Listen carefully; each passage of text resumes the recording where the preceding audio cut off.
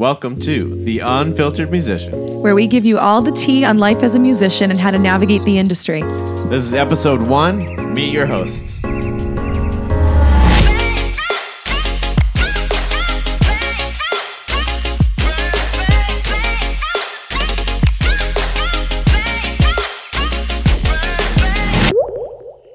Welcome to the first ever episode of The Unfiltered Musician. We're your hosts, Vanessa Perret and Ryan Mancini. And today we are introducing ourselves and our wonderful podcast. So our first topic for today is, who are we? So Vanessa, this question goes to you. Who are you? I feel like that's always such a loaded question, no matter how many times you get asked it. Like I need my resume plastered onto my hand at times to look down like I do all these things. But I am a professional musician, music educator, and private voice coach. I have been performing for quite some time around the New England area, as well as New York City. Actually, recently, Ryan and I opened for the Radio City Rockettes in December. That was pretty awesome. And I've also been involved in various other ensembles, whether that be in a big band, in an opera starring as Kim Kardashian in Opera Kardashian. True story. True. Yeah, she was Kim K. Very true story. I feel like I was typecasted. And I've also been in different smaller, large-scale ensembles performing with some people that have been on Broadway, off Broadway. I am currently performing with Javier Colon, who has won the first season of The Voice. He's awesome, so hopefully we can get him on here at some point. Mm-hmm. Shout out to Jav. You have no choice now. You've been called out. But I also teach privately from ages 5 and up, and I have all levels and stages of musicianship, which is my favorite thing because it always keeps you on your toes. And especially for me, it keeps me on my toes as not only a performer, but as an educator. How can I adapt to everybody's abilities and allow everyone to be able to find their true potential and, you know, using a wide array of techniques and skills to get them there. So it's definitely one of my favorite things I do in my life. So I equally love teaching and I love performing and putting that together. And it's just a beautiful life. Nice. Nice. All right. So I am a teacher. I am a performer, producer for video and audio. I wear a lot of different hats. Content creator. All different things. So teaching, let's dive into that for a second. I have a degree from University of Hartford for music education. I started my journey there as a saxophonist. I was initially doing classical saxophone, and some of my friends don't even realize that. I started 3 semesters of classical saxophone and realized that I wanted to go back to voice for so long. So I switched to a vocal emphasis and finished out my degree that way. But I've always managed to test out of other classes so I could take some instrumental classes or so I could take some other different style classes. For instance, jazz ensemble, where I had to arrange my own music for a band. Some of them didn't even realize I wasn't in the jazz department, but I was still making up for it. Performing, I've always been a performer. I've been performing in church since I was very young. This bass that's right behind me, I got when I was in 7th grade. I told my dad I want to learn how to play the bass, and I got it for Christmas, and I've been playing ever since. Saxophone, I've played since 6th grade. I've been singing in church as well. I played piano in church, along with my brother who played guitar, and my dad who was the organ player and the piano player and the music minister. I am also a content creator. If you're seeing this video form of our podcast, it is on my YouTube channel right now, Ryan Mancini. Subscribe or we'll find you. Yeah, we'll find you somehow. But I am a content creator as well. All my social stuff will be in the description so you can follow that and keep up with all the things that I do. My reaction videos, my covers, and any original content that may also come along. So the next question is, what made you get into music, Vanessa? Tell us. I think just because it's always been the big boost of serotonin in my life. And I can even pinpoint certain songs that are relative to specific moments in my life, like core memories. What movie was that? Inside Out? Yep, that's the one. Core memories, just like Inside Out.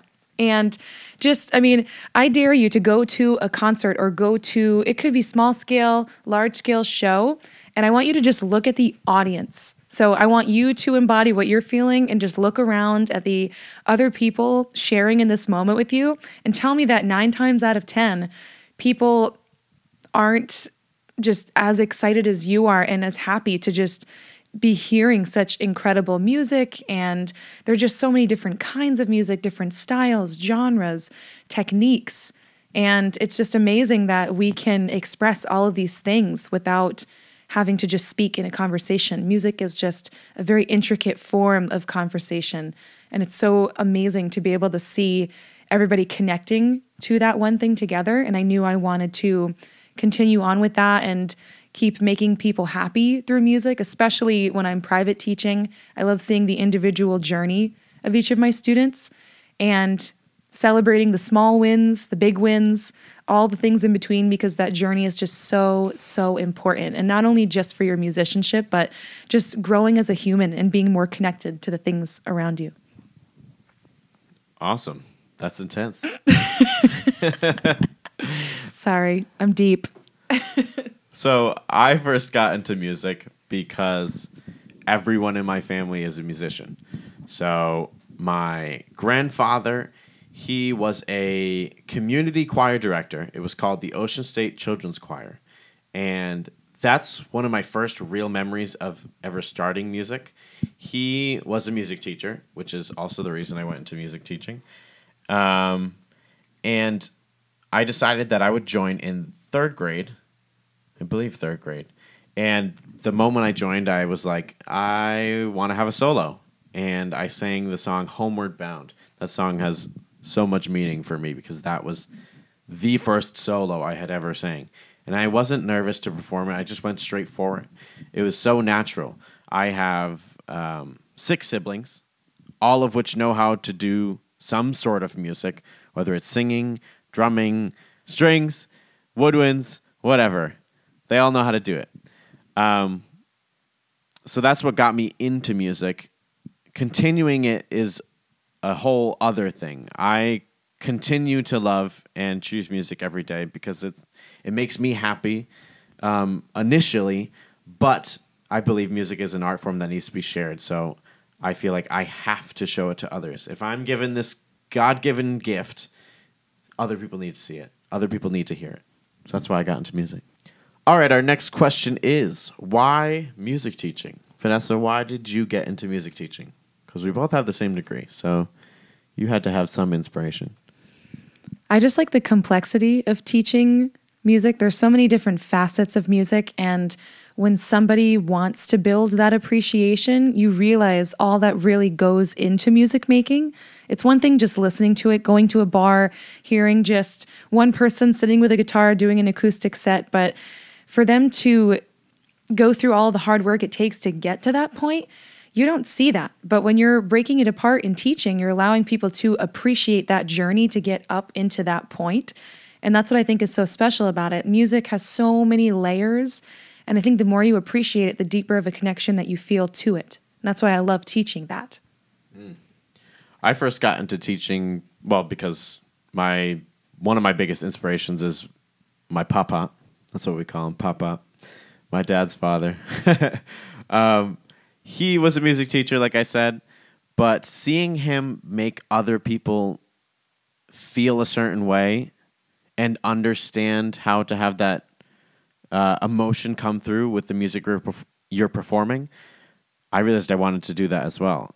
And I was like, I know so much about music. I feel selfish keeping it to myself. I want other people to know what it takes to become the best.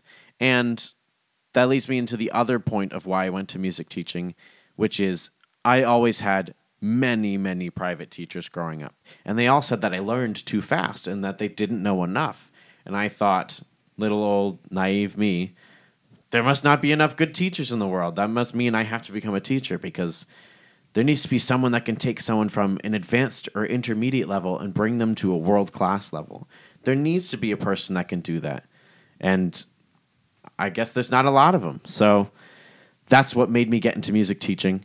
And although I do not teach it in schools currently, I am a firm believer in private teaching. I really love giving someone that one-on-one attention to get them to the next level. Now our next question. Why performing? This is another huge part of who we are. Why are we performing? For me, when I am up on stage, and I think a lot of people can attest to this if you ask them, you feel like you can come out of your own daily skin.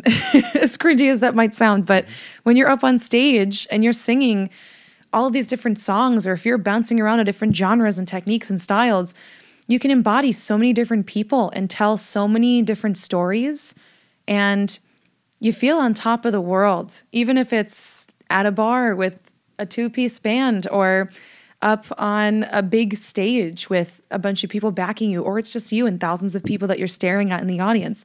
It really just gives you this major adrenaline boost that lasts up until the end of your performance, and you just feel like you're on this big natural high, and you hope that the people in the audience felt that too. So it's just a overall mutual happiness, I think. Yeah, that's great. I totally agree. I'm going to go a little deeper with my answer. The reason I perform is because when I grew up in church, I always felt closer to God because I was performing. The worship experience at every church I've ever been to, and if you've ever been to a Black Baptist church, you know it's very intense. It's super important. And even these days, I go to a little more low-key Presbyterian church. It's still important to me, whether it's classical, whether it's jazz, whether it's gospel, and I've had a lot of upbringing on gospel. Performing was so huge to me because it would let me connect with how I felt about myself, my spirituality, and the others around me. I always loved having that experience of playing with other musicians and having this transcendent feeling of everything goes right, and it's just a feeling that you can't explain. It's like when you go to a concert and you're hearing your favorite artist and they just hit every note right. They do every move correctly. Everybody in the band is vibing. We're all on one accord, and it just feels like there's no better experience. That's the reason I perform. So, Wow. An awful transition into the next question.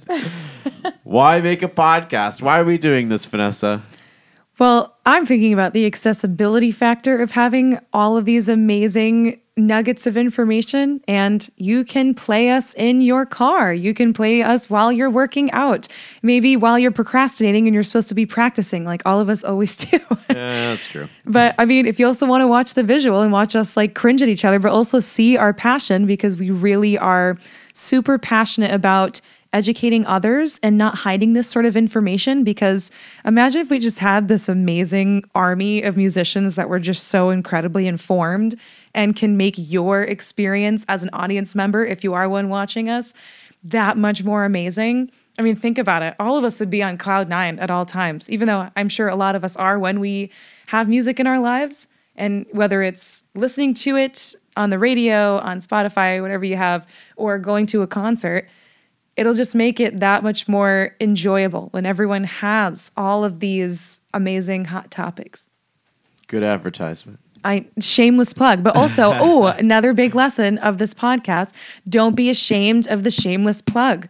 Have the confidence in your craft and spread it to the world, because confidence gets you everywhere. That's true. We should do a whole giant thing about just where confidence gets you. Yeah. I feel like that should be an episode. Okay. We'll consider for the future. I completely agree, and I don't want to say too much because she nailed it. But the reason that I feel like I needed to make this podcast is, like I said before, I have all this knowledge, and we have these conversations all the time, just every day. Like, what did you go through today? How did it go? How did you feel? We got to share that experience with you. Because for all the educators out there, it's always different.